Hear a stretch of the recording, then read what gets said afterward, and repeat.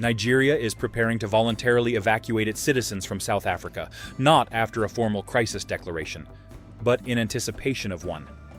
As of early May 2026, at least 130 Nigerians have already registered for repatriation, while protests targeting foreign nationals are scheduled to continue over multiple days.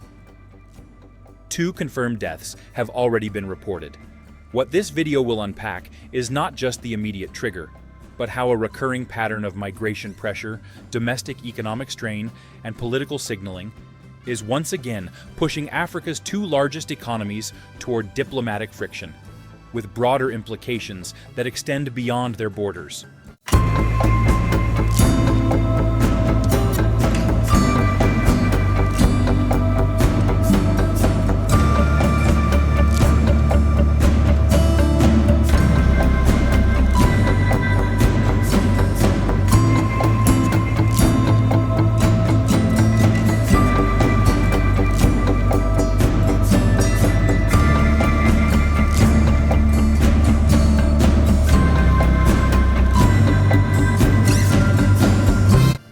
At a basic level, what is unfolding is a convergence of internal South African economic stress and long-standing regional migration flows. South Africa remains one of the continent's most industrialized economies, yet it faces persistently high unemployment, estimated above 30% in recent years. This creates a structural tension. The country attracts migrants seeking opportunity, while domestic populations increasingly view those same migrants as economic competitors. When demonstrations escalate into targeted violence, the situation shifts from a domestic issue into a bilateral and regional concern. Nigeria's response has been calibrated, but deliberate. Foreign Minister Bianca Odumegwu-Ojukwu confirmed that the government is organizing voluntary returns for Nigerians willing to leave South Africa. President Bola Tinubu has instructed close monitoring of the situation, indicating concern at the highest political level. At the same time, Nigeria has summoned South Africa's acting High Commissioner, signaling that this is no longer being treated as isolated incidents, but as a matter with diplomatic consequences. The focus of upcoming discussions is expected to include documented cases of attacks, business disruptions, and broader patterns of mistreatment affecting Nigerian nationals.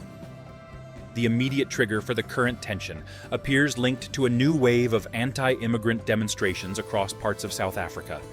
These protests are being driven by groups arguing that illegal migration is intensifying economic hardship. Their framing centers on job scarcity, pressure on public services, and the perception that enforcement of immigration laws has been inconsistent. This narrative is not new, but it gains traction during periods of economic stagnation or political uncertainty. What is different in 2026 is the speed at which incidents are being reported, and the degree to which foreign governments are reacting in near real time. 2 deaths have become focal points in Nigeria's response. Individuals identified as Kelvin Chidiebere Amamiro and Ekpenyong Andrew reportedly died within the same week in April 2026, under circumstances linked to law enforcement actions. According to accounts gathered by Nigerian community representatives in South Africa, one case involved an arrest without clear charges followed by fatal injuries, while the other involved a raid, detention, and subsequent death after release on bail. South African security authorities have not publicly responded to these specific allegations, leaving a gap between official silence and community-level reporting. This pattern reflects a deeper historical cycle. Xenophobic violence in South Africa has erupted periodically since the early 2000s, with major outbreaks recorded in 2008, 2015, and 2019. Each wave follows a similar structure. Economic frustration builds, political rhetoric sharpens around migration, localized protests escalate, and foreign nationals, often from other African countries, become targets. Nigeria is frequently central to these tensions due to the scale of its diaspora and the visibility of Nigerian-owned businesses in South African urban centers. The diplomatic dimension extends beyond Nigeria. Ghana has previously taken similar steps, including summoning South African officials after its citizens faced harassment. Ethiopian nationals and other migrant communities have also expressed concern during the current wave of protests. This indicates that the issue is not bilateral, but systemic, involving migration governance across the continent.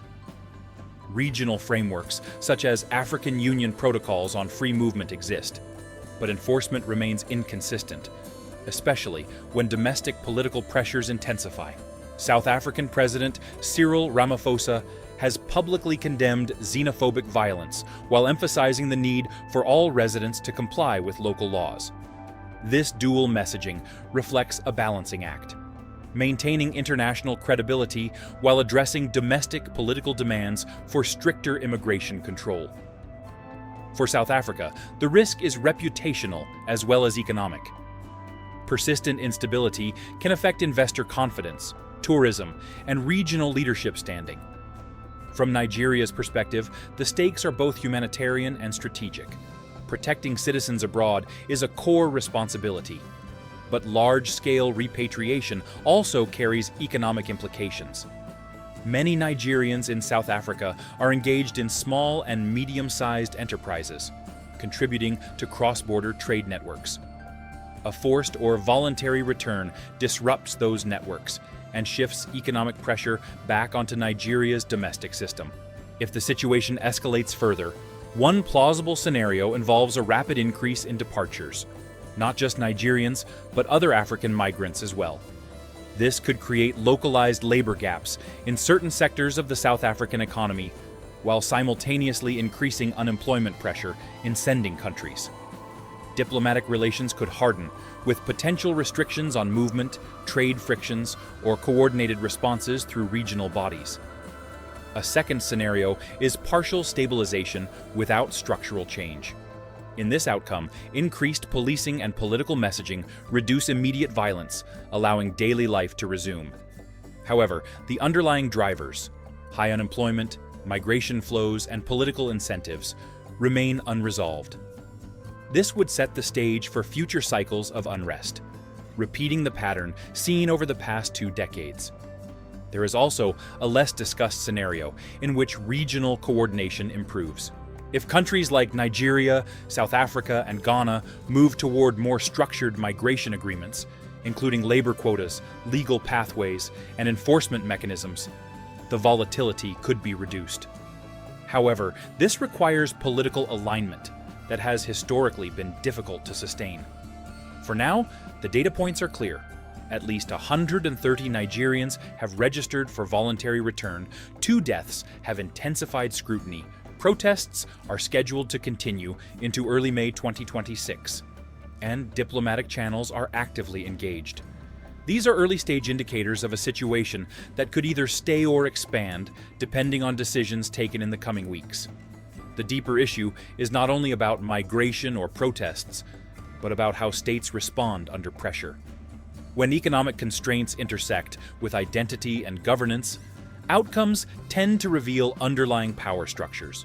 Whether this moment leads to escalation, containment, or reform will depend less on statements and more on enforcement, coordination, and political incentives.